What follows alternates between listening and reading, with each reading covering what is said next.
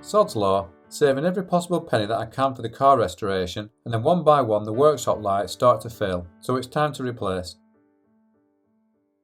These fluorescent lights are probably about 20 years old and they're looking really tired, so I phoned up the local electrical wholesalers and they advised me on swapping them for LED battens.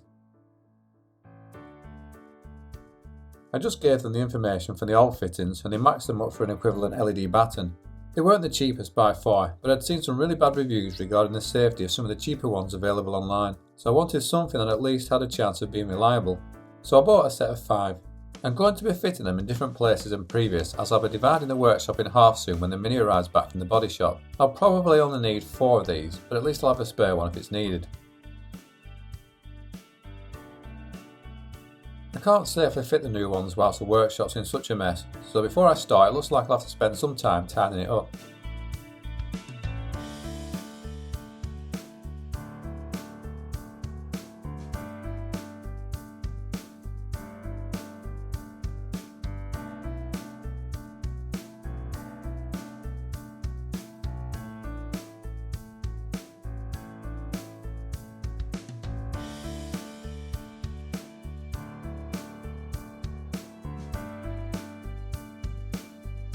The new fittings arrive fairly quickly.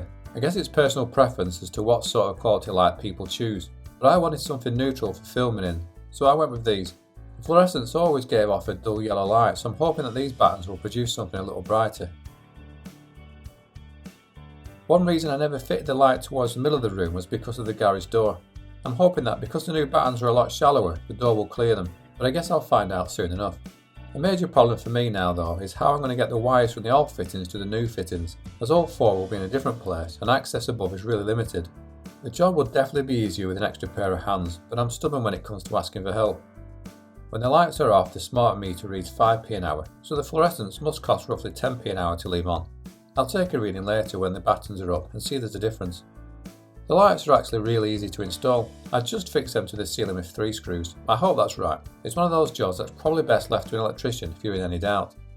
The old fittings, they had terminals with screws. These threw me a bit as I've never seen push fit terminals before, and I did have to ask about these on a chat group as the instructions that came with the lights were a little bit vague. Now if you know me well enough, you'll know that I have a lot of phobias. I also have a bit of a heart issue, which sometimes triggers when I'm bent over or lying on my side, so getting into this loft hatch and crawling round was not going to be a sensible thing for me to do. I really wanted all the wires to be hidden in the roof space, but that was just not going to be possible. Fortunately the first 2 is very close to the hatch, so I just used a long stick to locate the new holes for the wires and managed to install these with the wires hidden in the ceiling. And it was just a case of cutting and stripping the wires to give a fresh connection and push fitting the cables into the battens. The main lighting fuse was removed the whole time, and any light that you can see was from lights that were plugged into the ring main. And that's the first 2 fitted. Already it looks so much brighter. Now there is a bit of a shadow that's cast above the worktops, but I guess that was to be expected as the garage door rails are blocking some of the light, but that's not going to be a problem.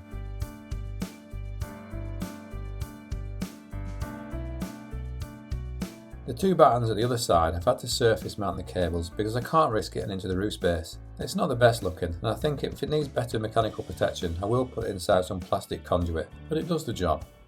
Now for the moment of truth, will the garage door clear the lights? It's very close, but that's so much better.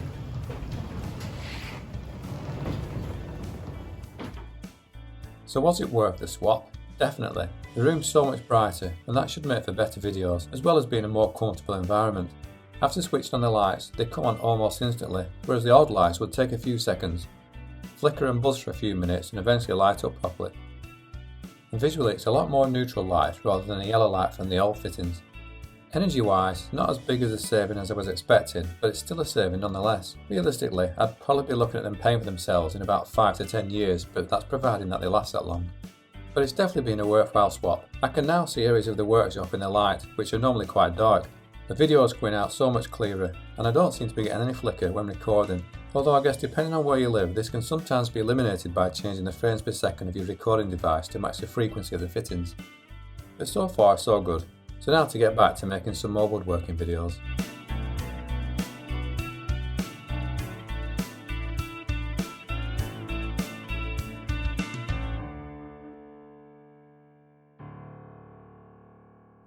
Prior to making the videos on YouTube, I worked as a firefighter for nearly 20 years, serving my community and helping to save lives and promote the fire safety message.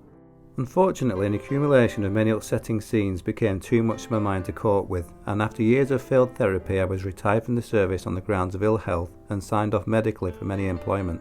To keep myself busy, both body and mind, I developed an interest in woodworking and car mechanics, and with already having a hobby in filming and music, I combined my interests and started making videos here on YouTube, filming, editing and composing my own music for my woodworking and car restoration channels Smugwood and Smugwoodmini. Unfortunately, to produce such videos comes at a price, and with minimal funds after being retired from employment, I've turned to Patreon to see if there is additional support out there which could allow me to continue making the woodworking and car restoration videos. In return for support, there are various levels which are explained in more depth at the Patreon link below, but includes the chance to win one of my YouTube projects made throughout the year, and also inclusion into random prize draws open to patrons only. In addition, I'd like to thank everybody who already subscribes to my channels, or watches, comments, likes and shares them, as it all goes to help support my channels, and for that I'm really appreciative. It's my hope that I can continue making the videos for the foreseeable future. Thanks once again for your continued support.